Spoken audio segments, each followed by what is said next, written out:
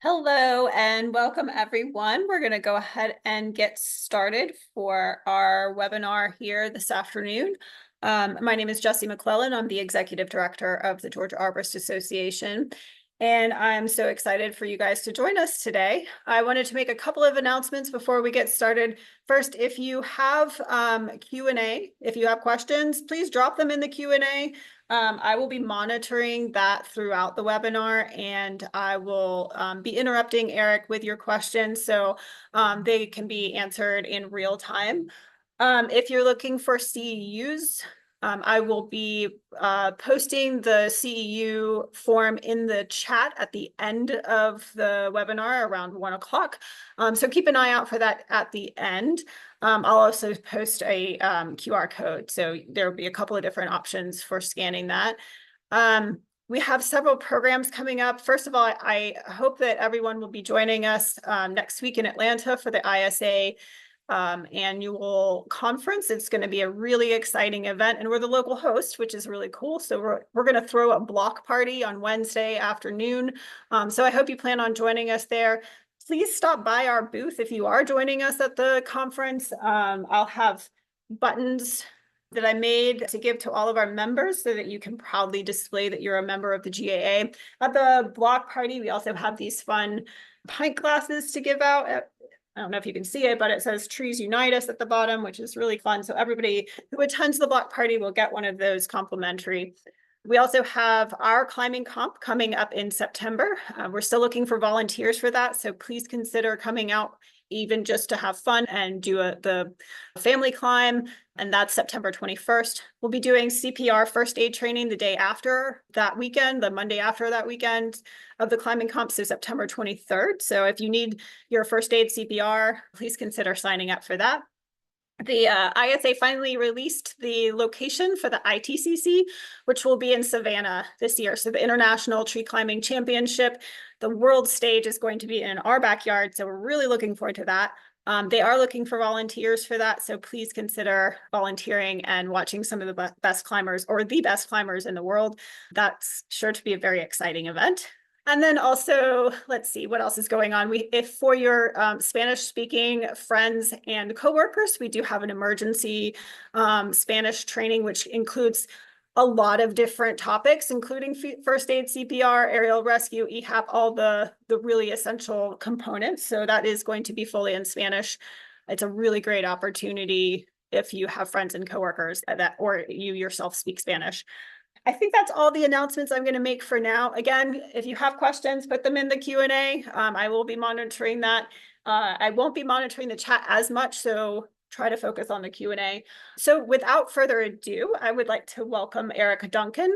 And he is. Let me make you the host so you can share your screen. Give me 1 second. Okay. All right, take it away, Eric.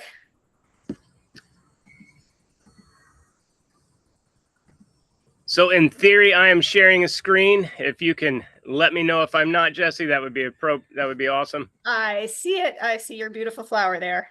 Excellent. And that beautiful flower is just one of the amazing natives that grows here. That is a spotted bee balm. Very durable, perennial plant, comes back every year. Pollinator magnet. Jessie already mentioned this, but if you've got any questions, please feel free, ask away in the Q&A section. We're going to try and answer those in real time, so don't worry like you're interrupting.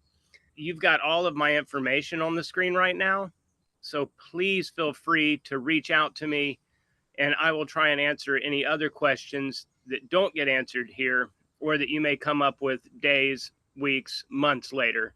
This is really my obsession and my passion, not just arboriculture, but botany and ecology in general.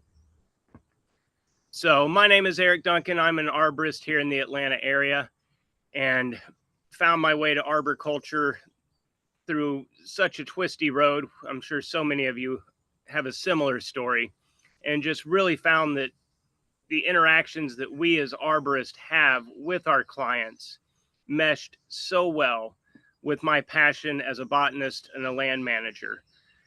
So I've stuck with it and I love it, and I don't see that changing. So again, anytime you've got questions, Eric at ecosouls.com, you can find me there and I will do my best to get back to you. Today, we're going to be talking about managing the ecology of our urban forest.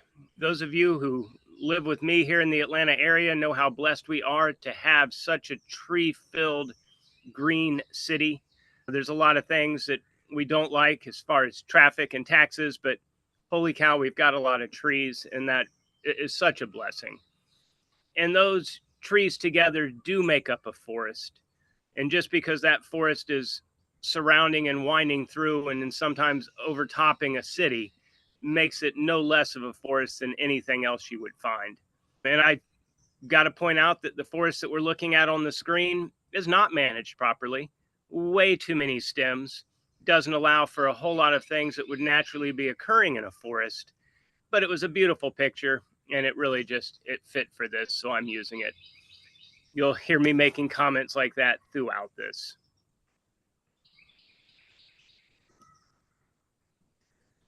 So when you get called out to a client's property, the goal of this presentation is to try and make you look at your visit a little bit differently. So you might be coming out to give them a proposal or quote for getting a limb off of a garage, or assessing a tree to see if it's dangerous, or removing a tree that they just don't want there. Typically, some type of heavy pruning or tree removal is why we end up on a client's property. But try and see that property as land that needs to be managed. A lot of clients don't have a land manager. Land management is not landscaping. I encourage you to take on landscaping if you want to, but that's not what this is about. This is about filling a niche in our clients' world that no one else is really doing. This is in many ways forestry, because again, this collection of trees around Atlanta and around so many other metropolitan areas and rural sites is clearly a forest. So just try and open your eyes and look at these properties in a different way while you're there for the proposal or call that they brought you out for. But that is not to say that you should lose sight of why you're there. That client has needs, that's why they called you. As an arborist, tree safety and tree health should be your number one priority.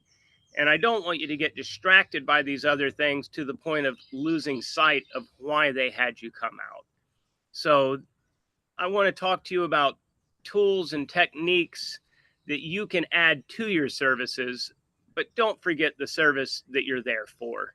And again, I got to point out this picture. There's so many things wrong. This could be right out of an OSHA manual of what's wrong with this photo. We've got a guy one-handing a chainsaw. You can see where his safety line is, and it's not connecting him to that tree.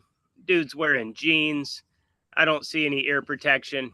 So again, let's remember who we are and why we're there to begin with, and let's act like professional arborists and get to the bottom of why that client called us in the first place.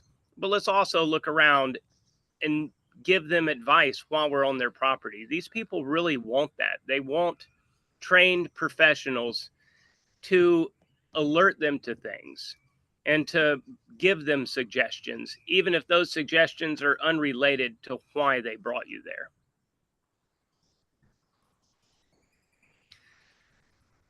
I will move faster through this than I would sometimes want. This is one of my main focuses. This is where I truly believe that arborists can not only have a positive impact on their clients, but this right here is where you as arborists can also add to your revenue. Clients' yards are covered up with invasive woody trees and shrubs, and you have all of the tools and all of the skills to remove those. And then you're helping your client and you're making more money, and you're really helping the ecology of your urban forest. I'm going to jump off of this. I just did a full lecture on this last week. Thank you again, Jesse, for having me out to do that. But if you've got questions about this, please reach out to me. during the question and answer or after this presentation, because this is something I could focus on all day long. But today is a bigger picture of ecology in a forest, so I don't want to get bogged down in these weeds. But I would love to help you as an arborist and a company pursue this as a revenue stream. As far as invasive trees and shrubs, you probably already know these. Your clients don't like them. I can almost guarantee you that. There's going to be exceptions, but most of your clients don't like these plants. So learn to recognize some of these, because you're going to run into them everywhere. And again, you can be adding line items to your proposals, making more money, and making your client's property better. This is part of land management. As a forester, this is one of the first things I look at when I go into a forest is what are the invasive species and how are they affecting the rest of that forest. Learn these: Chinese privet, Iliagnus, tree of heaven, Chinaberry, Chinese tallow, tons of other things that you can quickly and fairly easily remove. And again, I would love to tell you all about how to do that to really help your business do that, make money off it, and make the world a better place.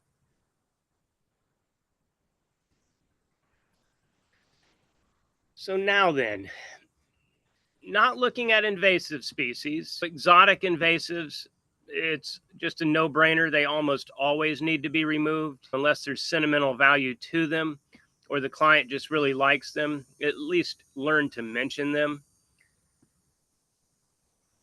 But this forest is a collection of trees.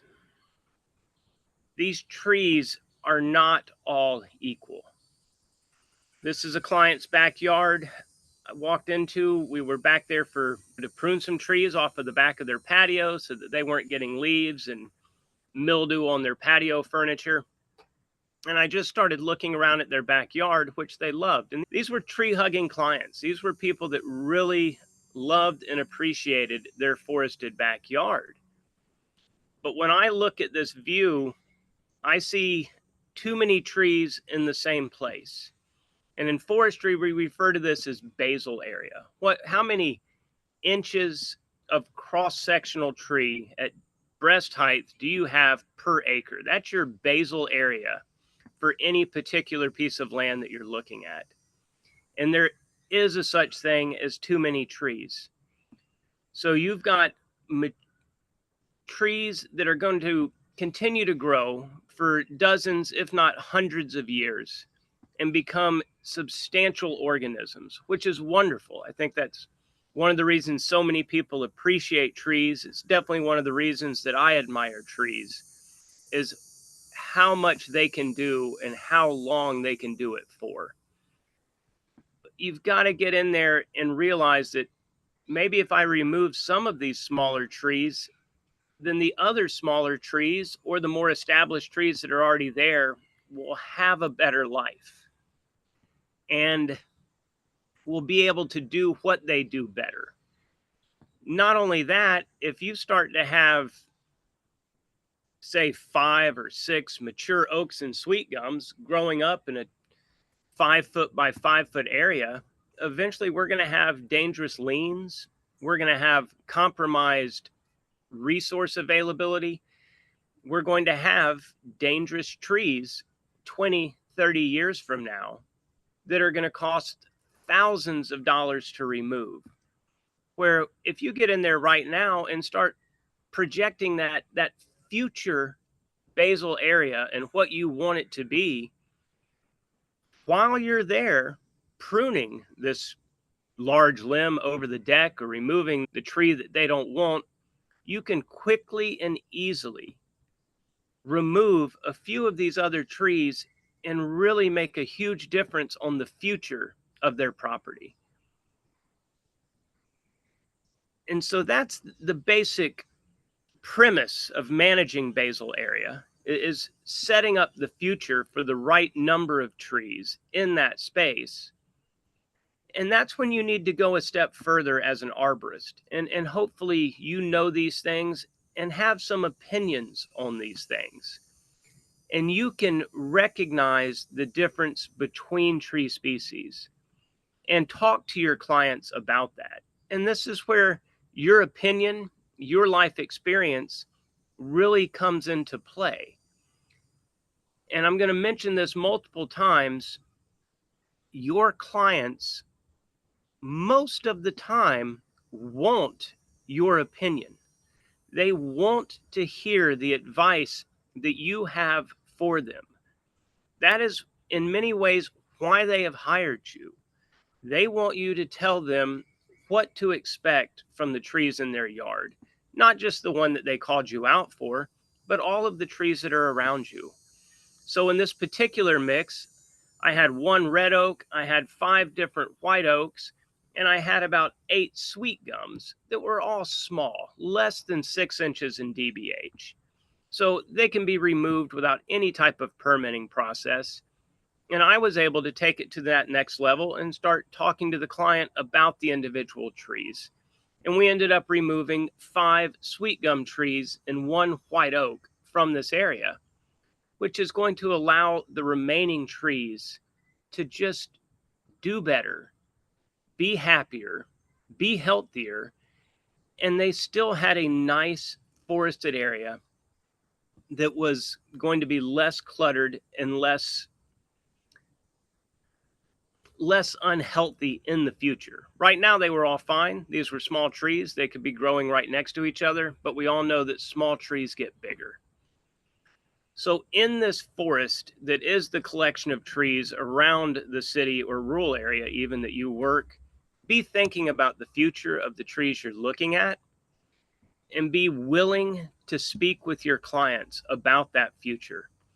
It wasn't a lot of extra money, but we charged her an extra $250, pulled out some small trees that were literally one cut. We didn't have to put ropes on them. We didn't have to climb them, and made her yard better. So it was extra income for us, which is always a perk. But really, more importantly, we made their property a nicer property that's going to need less maintenance going into the future.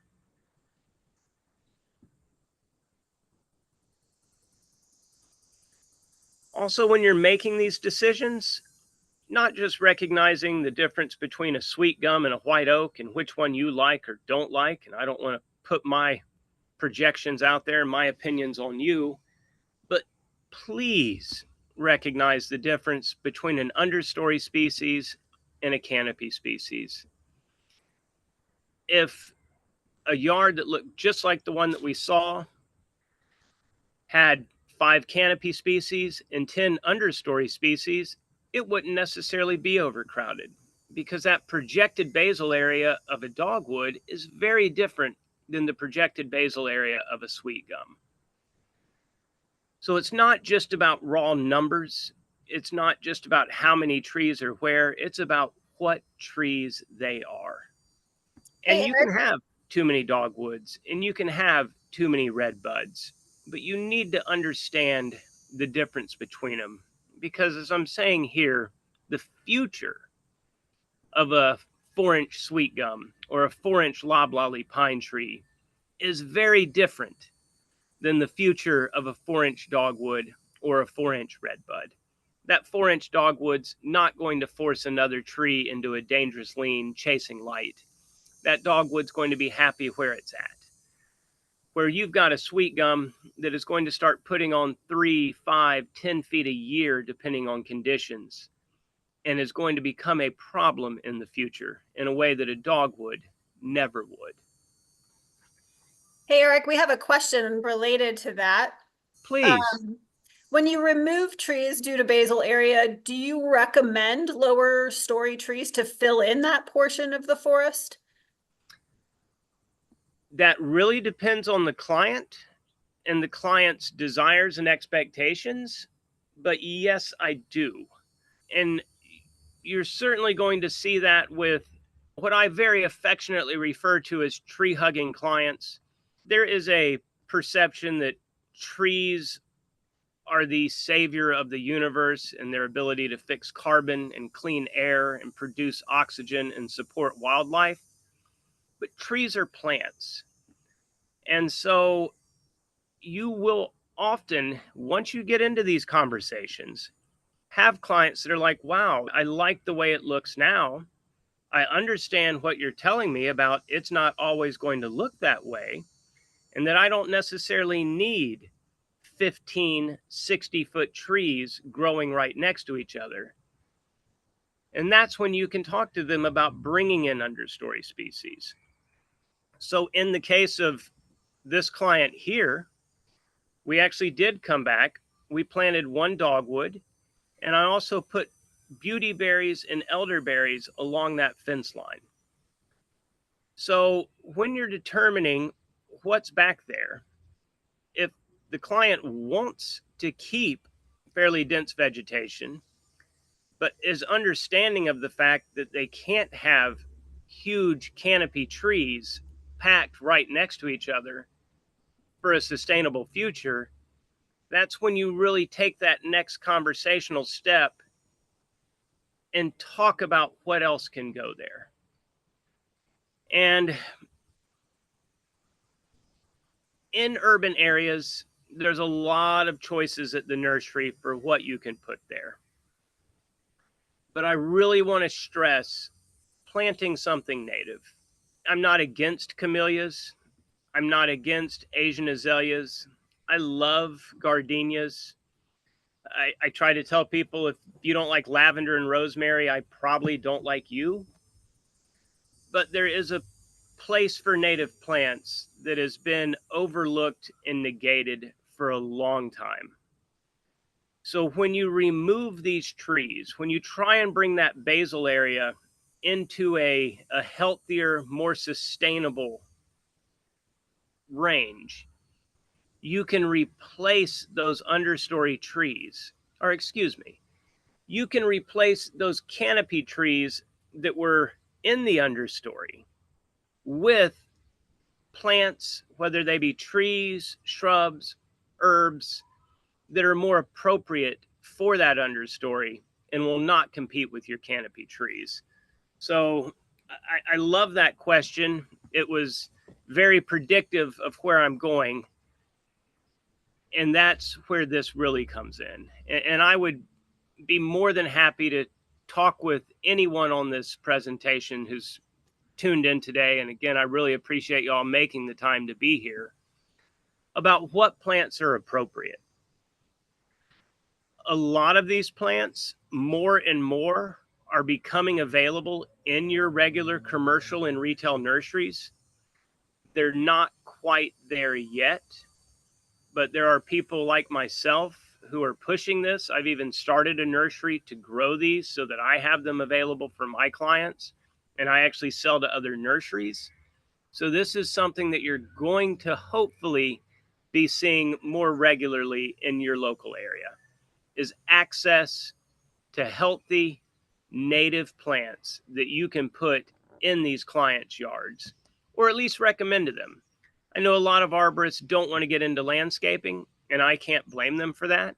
I do want to point out that by adding that to your repertoire, you're able to build a better relationship with your client, and you're going to increase your referrals from your client. I'm not saying you need to be mowing, blowing yards, but it's not a bad idea to be willing to plant things in people's yards, especially when you're removing something from that yard and they feel there's a need to put it there. But be smart about it. Any of you who took that ISA exam may have been surprised to see how many of the questions were related to nursery grown trees and how and when to put them in the ground. As an arborist, that's something you really should know. It's not just about safety. It's not just about climbing trees. It's not just about how to run a chipper. This is a very holistic industry, and I encourage you to learn how to plant things, or at least find a landscaper that you want to work with that can do it for you, and you can give them advice so that your client benefits, but you're not stuck out there with a shovel digging a hole. Hey, Eric, we had several more questions come in. Do you mind answering some more questions Please, no, before you move fire on? away. Okay. So when removing the oak and sweet gums at your client's house, Did you use any herbicide? And if not, and it sprouts back, is that okay because it's giving the other trees some extra time with limited competition? Yes, I did use herbicide. And yes, it is okay if they sprout back, but it's not sustainable. So I don't get into stump grinding. When you cut down something like an oak or a sweet gum, it's not an issue with pines. It's often not an issue with mature trees that you may be taking out. But when you cut down a 4-inch sweet gum, it's almost definitely going to sprout back.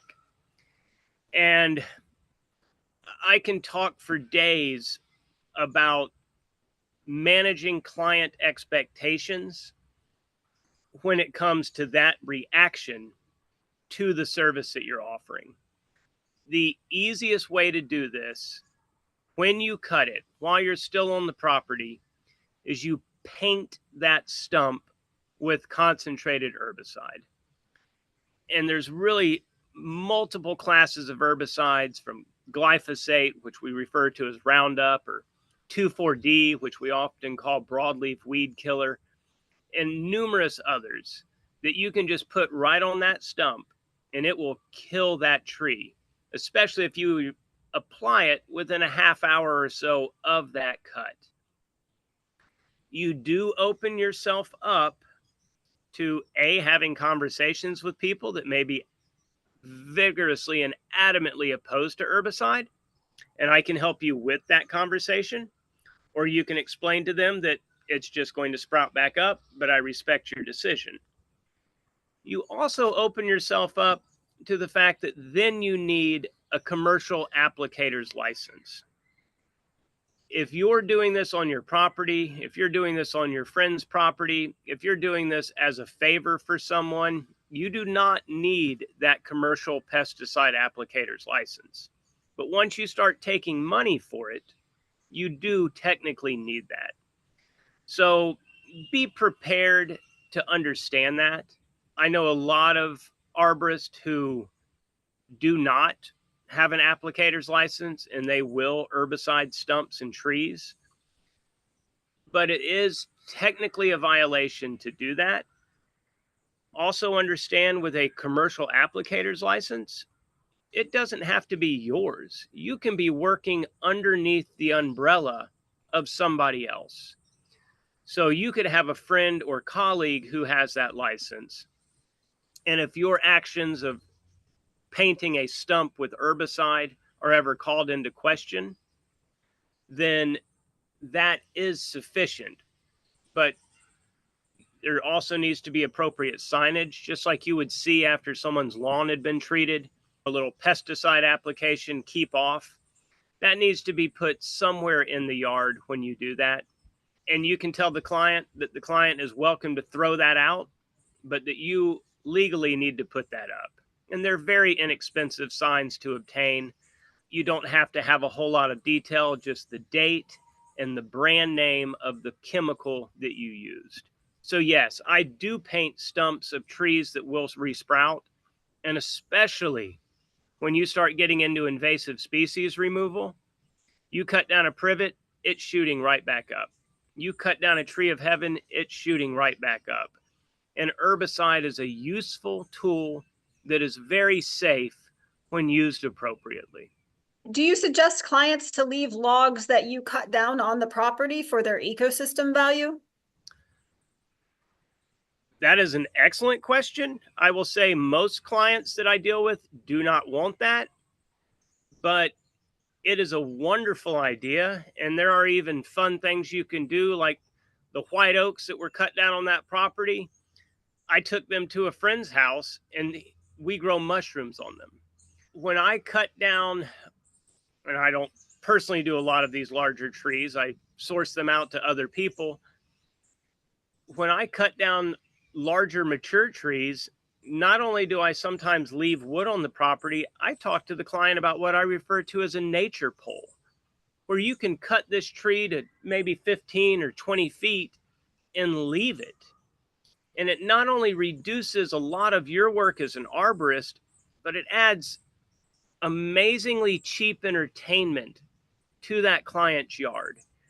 Because say a 30-inch diameter loblolly pine that's been left 15 feet in the air is going to take 15 years to deteriorate. And in the meantime, it's going to be pecked apart by woodpeckers. It's going to become home to multiple species of lizards. It's just a wildlife haven. And it's something that we don't have a lot of in our urban forest. So in forest ecology, we refer to dead trees as snags. And snags are critically important for so much wildlife. Downed wood is critically important for so much wildlife. Although my neighbors aren't too thrilled about it, I have a dead water oak laying right across my lawn that I've taken the limbs off of, that I've cut off at the street, but I leave there. And if I were to go out right now and roll a piece of that back, I would probably find eastern redback salamanders under it. I have Decay's brown snakes and garter snakes that live under that. So leaving dead wood on a property, in my humble hippie opinion, is a wonderful idea. But again, most clients aren't going to be into that, at least in my personal experience. But that's a wonderful conversation to have with them. And even if they say no, it reminds them that you know what you're talking about. And that reassures them that they hired the right person to come to their property and do this job. Even if your idea is shot down, the fact that you knew enough to have that idea and that you took the time to express that idea to your client is helping you as an arborist in your business in ways that may not be immediately evident. So the next question, Eric, I'm wondering if you submitted yourself because it's submitted anonymously and it speaks No, ma'am. your other love language. It's like this person knows you. Do you ever talk to customers about the historic role of fire in thinning and managing our forests and how the arborist, as a land management professional, replaces that function that wildland fires once served in selecting, thinning, and maintaining the health and diversity of our urban forest ecosystems? Brilliant question. And yes, that is actually, especially when I start talking about basal area, that is a question that comes up very frequently. Because many times when you start telling a client that tree needs to be removed or it's going to cause trouble in the future, a natural reaction to that statement is a client to be like, that doesn't make sense. If nature put that tree there, why shouldn't that tree be there? No one's going out and doing this elsewhere. So why would that tree be there if it wasn't supposed to be there?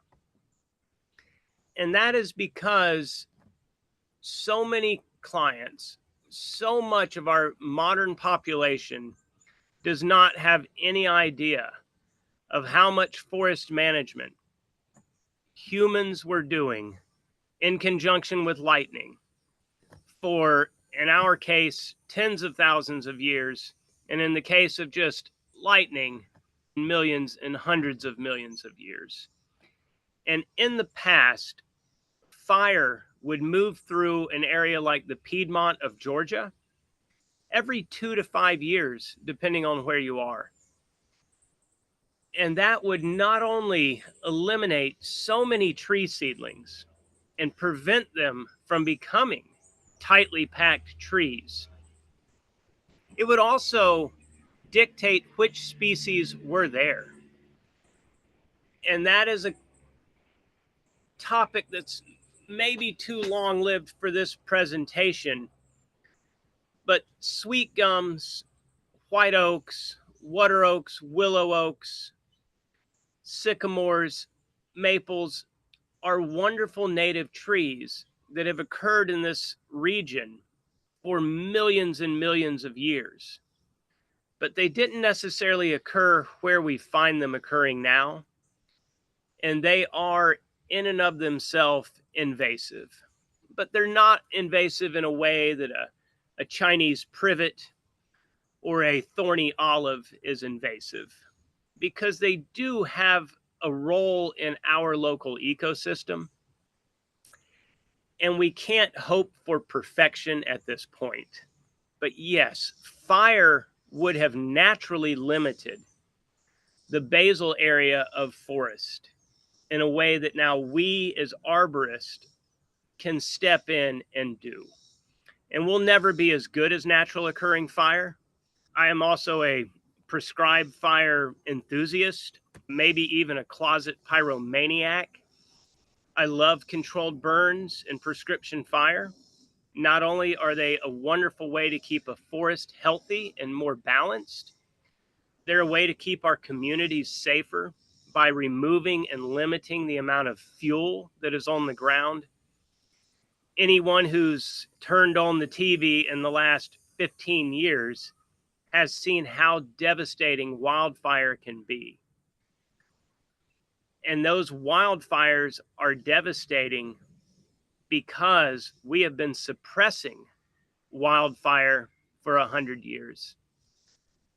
And it was something we were able to do for about 50 of those years. And then it got to the point where there was so much fuel built up. There was so much unhealthy forest that when fires did start, they were unstoppable. And if you run a natural fire, and maybe that's a bad word, if you run a fire through a forest in what we refer to as a controlled manner, where you pick the weather, you pick the time of day, the time of year, the humidity, the days since rainfall, the wind, you can literally set that forest on fire and walk around with your friends and have a great conversation and look at cool stuff. It's hard, hot, sweaty work, but it's not dangerous, panicky work. But once you stop burning a forest on a regular basis, and then it gets lit up during what is often the most inopportune times, it burns out of control and kills trees, kills mature trees. It destroys homes. It ruins and alters communities in ways that hardly anything else could. But yes, I do have that conversation with clients, and a lot of them are fascinated to know about it. And really, fire is off of our landscape now, not because of safety, but because of smoke. We do have real safety issues related to smoke, such as interstates and airports that we really just can't put smoke over because it would be too inconvenient. But we also have a culture that doesn't like the smell of smoke. And so they're willing to allow ecology to flounder and safety to be compromised because they don't want their couch to smell like smoke for a week every few years.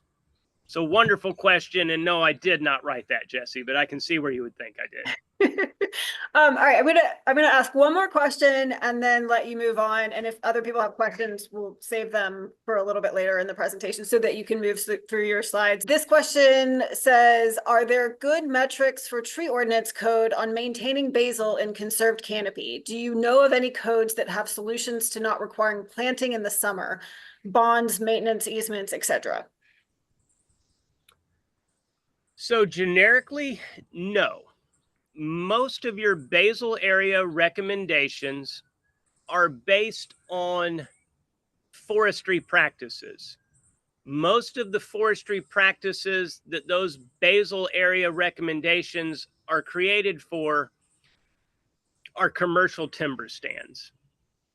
So there is a lot of wonderful information on what your basal area should be at what stage in your harvest for a pine plantation or a white oak plantation. There's also wonderful information about what appropriate basal areas should be for mature forest. So if you're looking at a national park or a national forest that's not actively being harvested, yes, there is good scientific and trade literature available for basal area.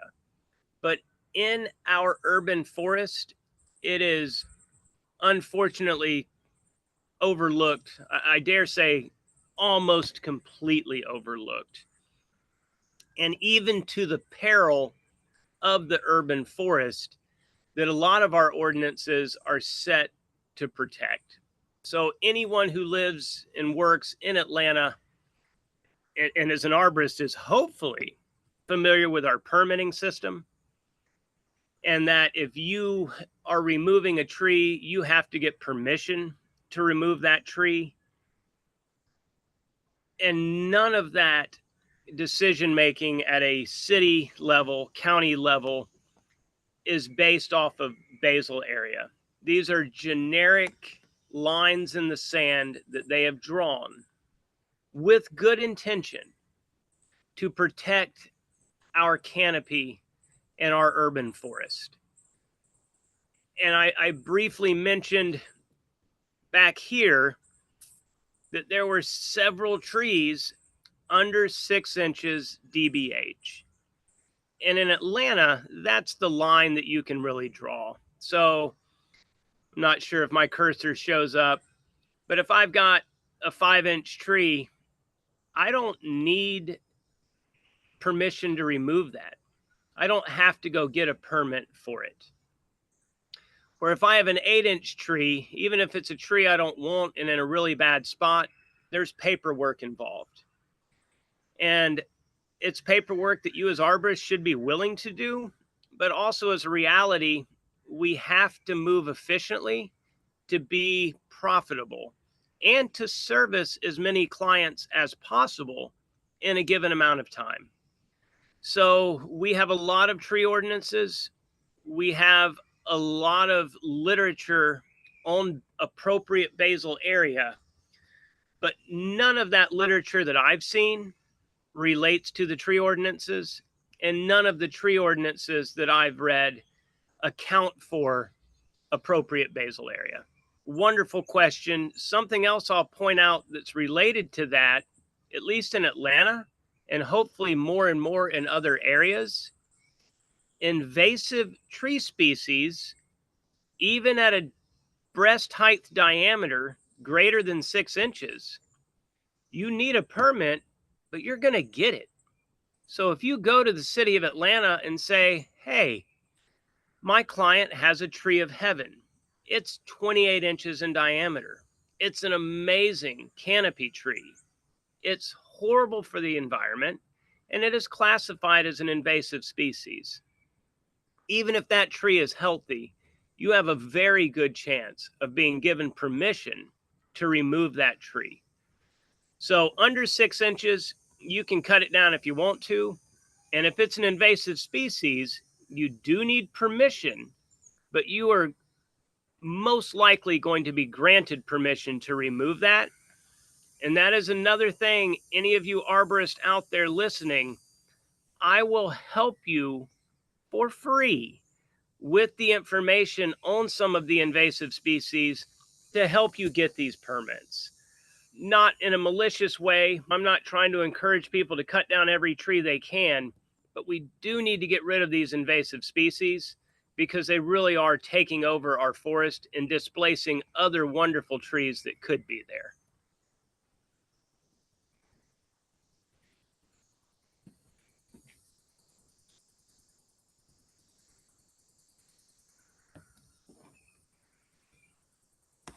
So I'm assuming there's not another question right now. That's correct. Carry on. And I don't have a lot left on this because I really did want to save a lot of time for questions. Again, back to this slide, there's a lot of beautiful native plants. I think so many people in the industry might associate native plants with weeds and stuff that people just don't want. That is certainly not true. There is certainly a place for non-native plants as long as they're not invasive and environmentally degrading. So you can have your camellias and you can have your wonderful native ecosystem at the same time. Once you start talking native plants, you're going to realize a lot of your clients are already keen to that word, even if they don't understand it. But There is a lot of social media. There is an increasing amount of education and outreach about the importance of these native plants. And so you mentioned that again, you've just rung bells in the head of your client that what you're talking about. And for whatever reason, a lot of them are already going to want them to attract birds, to attract pollinators, to support wildlife. And it's a pretty easy sell. And again, you'll see at the bottom of the screen, going back to that previous question, this installation is a great way to complement invasive removal and understory thinning so that you can give that client that wooded feel, but with a healthier ecology and more long-lived future in mind when you're taking other stuff out. And again, you're getting paid on both sides. Now you're getting paid to remove stuff and you're getting paid to put things in, or at least supporting a friend or colleague with a landscaping business to do this.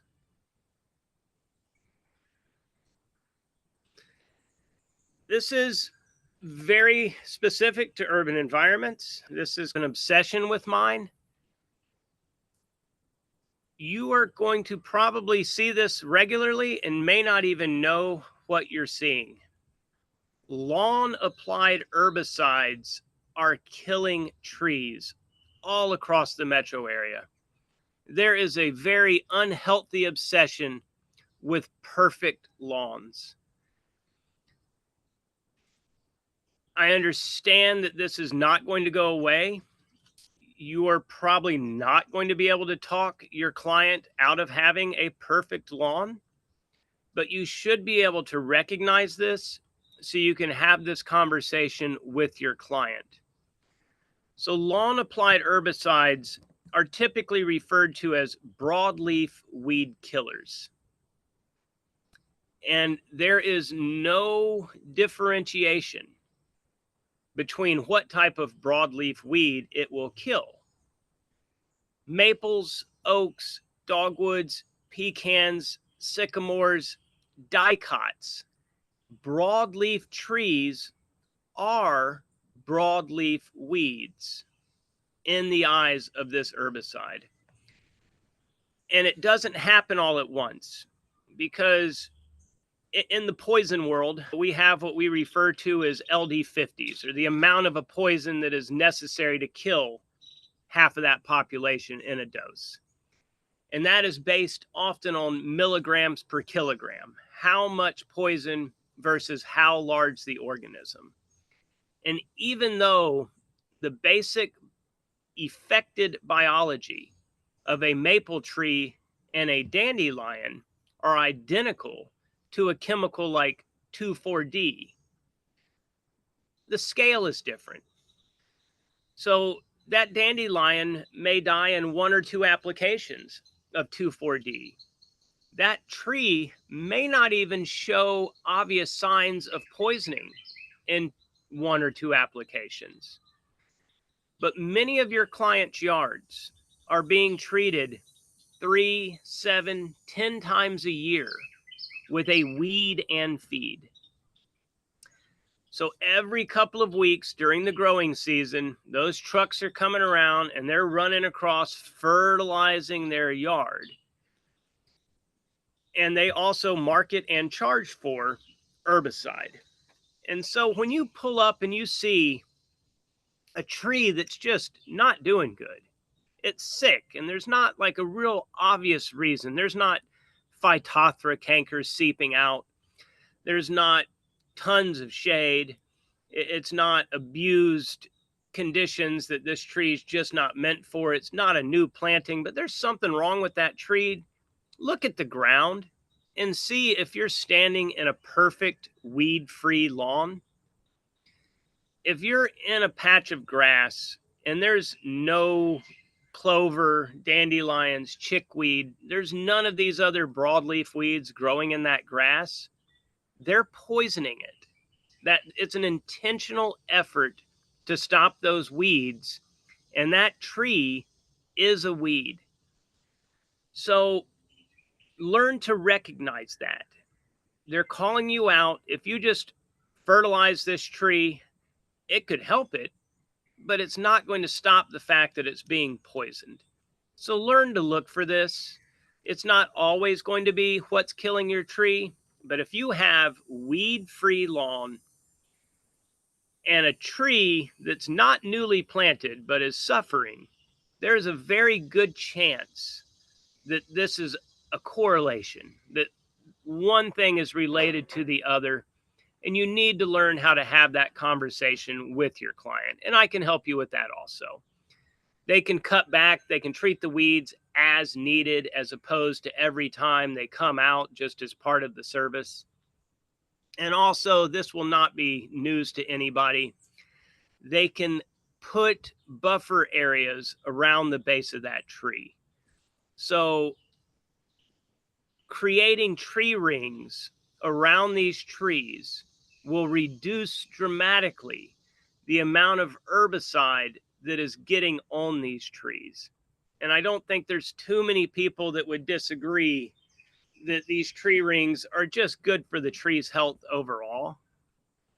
So you're giving them a buffer, but you're also creating an area that's more conducive to tree roots than turf. And this is a harder push, especially in some HOAs, but it also leaves them a place to put the leaves as they fall. So you've probably heard of the Leave the Leaves campaign, and if not, now you have. And this is not based on tree health. This is based on so many wonderful creatures that live in leaf litter and are suffering because we remove leaf litter. I can't count how many times I see just bags and bags of leaves on the curb to be taken away by the garbage. And a lot of times these clients are then going to the hardware store or big box store and buying bags and bags of mulch to put around their trees. There's no better mulch for a tree than the leaves that came off of that tree. And so creating these tree rings keeps herbicide off of the trees, allows soil conditions that are more conducive to the health of this tree. And then in the fall, they can blow those leaves into that tree ring. And then they can go to the hardware store, and instead of buying 5 bags of mulch, they can buy 1 or 2 bags of mulch and put the mulch on top of those leaves. So they're saving money and they're retaining the leaf litter. There are mycorrhiza, there are extremely beneficial and important fungi that will take up residence underneath these trees if they're able to. But the mycorrhiza that symbiotically help, say, a maple or an oak tree, they live off of maple and oak tree leaves. And in the summer, the tree feeds that mycorrhiza to keep it healthy and happy. And in the fall, that mycorrhiza breaks down those leaves and feeds them back to the tree in a very reciprocal, symbiotic, awesome way.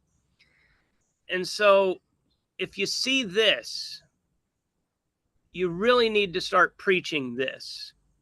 And even if they don't go the full step and leave the leaves, they at least do need to take that step and create a buffer for that tree, because it's just necessary for that tree's survival. And I've talked to a lot of homeowners and a lot of arborists that never really put 2 and 2 together on this. We're not taught about it. We don't necessarily think of a lawn service as being a non-complementary service to arbor care. And we make a lot of money off of lawns because we got to cut down and try and give plant health care, which is very important to trees that are suffering because of lawn care. And we get people that want us to prune trees up to get more light onto their lawn because, again, it's just in the fabric of our society to have this perfect lawn. You're not necessarily going to talk people out of having a lawn, but you do need to know how to talk to them about how that lawn is affecting their tree. It's not a one-way street. They know the tree shades out their lawn. They don't necessarily know that the lawn care is killing their tree. Eric, you're getting called out for this picture on the right. Okay. Shouldn't you be able to see the root crown on the tree 4 to 6 inches without the mulch touching the stem? I would love that. Yeah. And if you're not familiar with the term mulch volcano, it's a fun term that you can talk to your clients about. This picture was chosen because it was of decent quality and fit on my screen. And it showed what I think you're going to easily be able to sell to a client. So, yes, absolutely. The buttress of a tree, anything that has bark, that's what I like to tell a client. If your tree has bark, it should be exposed to air. So, yes, in a in any world, that bark should be pulled back off of that tree. But relative to what I see, that is not what I would call a concern, although it is certainly something that they should be aware of. I also want to point out that you do not find leaves and pine straw, honestly, and to a lot of extent, pine bark, although then it can be an issue. Leaves and pine straw do not typically harm the base of trees, even when they cover that buttress.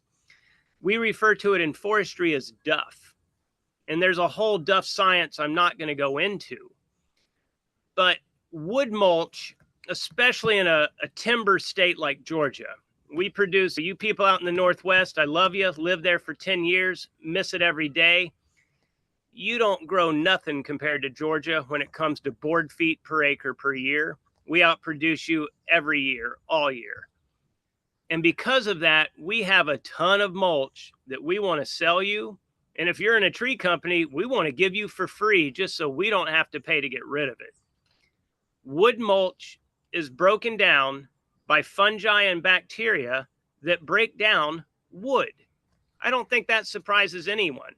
Your tree is made of wood. So you are literally surrounding this tree on the right with the corpses, the shredded corpses of other trees. So depth is really where this becomes such a big issue, because then you start to have this moisture buildup in direct contact of dead tree material laying up against and suffocating live tree material. You're not going to have that problem with leaf mulch. The fungi and bacteria that break down leaves are very different than the fungi and bacteria that break down wood mulch. So thank you for calling me out, because it opened up a whole other can of worms. You don't want to bury a tree too deep with any type of mulch. And again, in so many ways, leaves and pine straw are better for the health of the soil around that tree than wood mulch. Thank you for that. I have one more question that's already, or a statement that's already been entered, and we're nearing the end of our time here. So if anybody has other questions, please go ahead and ask them now, as we do have a little bit of time, and Eric has agreed to stick around a little bit longer if people do have questions. Also, he's putting up his contact information, so you can reach out to him afterwards. This is really more of a statement rather than a question. It's valuable to recognize that opportunistic native trees like sweet gum, water oak, sycamore, hackberry, pecan, black walnut, and even some tulip poplar are historically lowland and bottomland species kept out of upland areas by fire, and in the absence of fire, historically used in forest management by native people, easily colonized the disturbance regime of urban areas.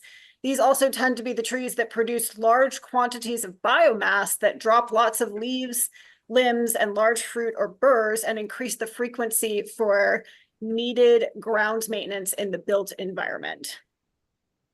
So that was a lot. So if you want to reread that, I believe that everyone has access to the Q&A and the answered portion. So thank you, Alex, for that.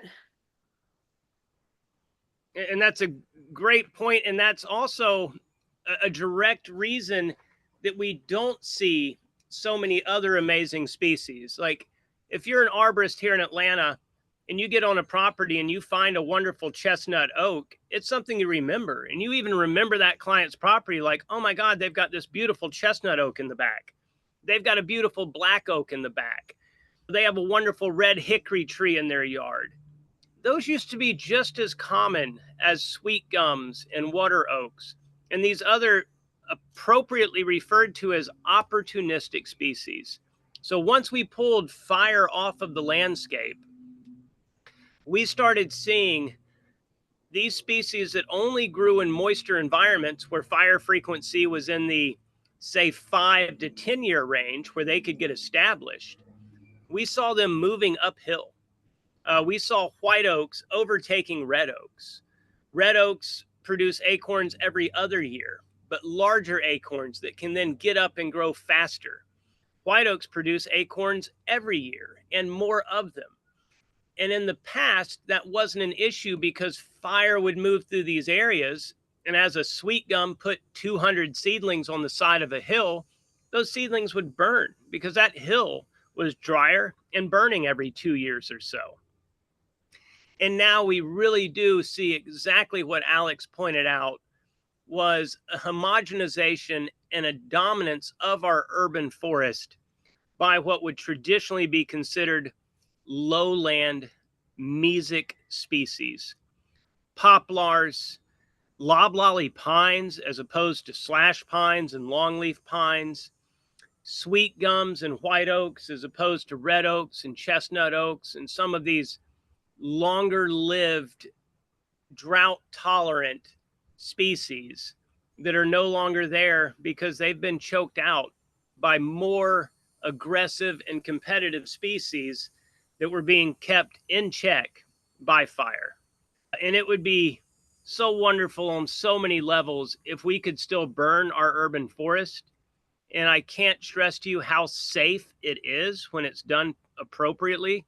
But I don't think it's realistic at this point in our evolution, if you will. Question, do you belong to other organizations such as Society for Ecological Restoration? No, I'm not familiar with that society. I would love to learn about them. I am a member of the Native Plant Society. I'm a member of the Georgia Plant Conservation Alliance. I work very closely with Georgia DNR. I was a land manager with DNR before. I do free safeguarding for U.S. Fish and Wildlife Service of not just rare, but rare, endangered, and what I consider important plants. I work very closely with Kennesaw State University. I have built and donated a nursery to Kennesaw State University where we're focusing on native plants and restoration projects. So I'm probably more involved with more organizations than I can really keep up with, but I don't know how to say no to a good project or a good cause. So I would love to hear about that organization. So Eric's contact information is no longer on the screen, but in case you didn't have a chance to write it down, I will be sending out a copy of this webinar to everybody who has registered, a video of it, and I'll include Eric's contact information in there in case you want to reach out to him. If you're having trouble with the QR code that's on the screen there, I also put it in the chat, so you can just click the link in the chat. Any last minute questions or any last minute comments from you, Eric?